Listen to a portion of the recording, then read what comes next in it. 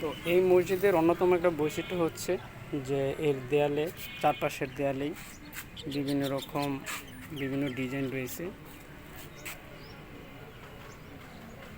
এটা 1893 থেকে 1500 সালের ভিতর এই মসজিদটা করা হয়েছে এবং এই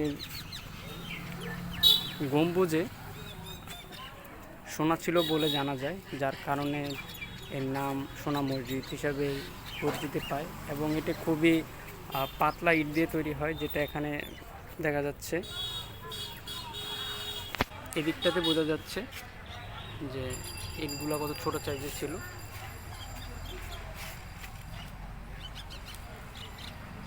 এটা এদিকে পাথর দিয়ে তৈরি হতে পারে, তো এদিকে দেখা যাচ্ছে যে এই ছোট ছোট ইটগুলো রয়েছে, ইটগুলা দিয়ে ইটগুলো তৈরি হয়েছে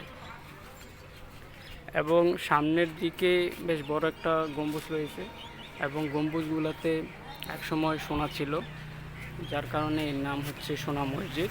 এটা হচ্ছে ছোট সোনা মসজিদ এবং ভারতে যেটা অবস্থিত, ভারতে ওটা বড় সোনা মসজিদ নামে পরিচিত।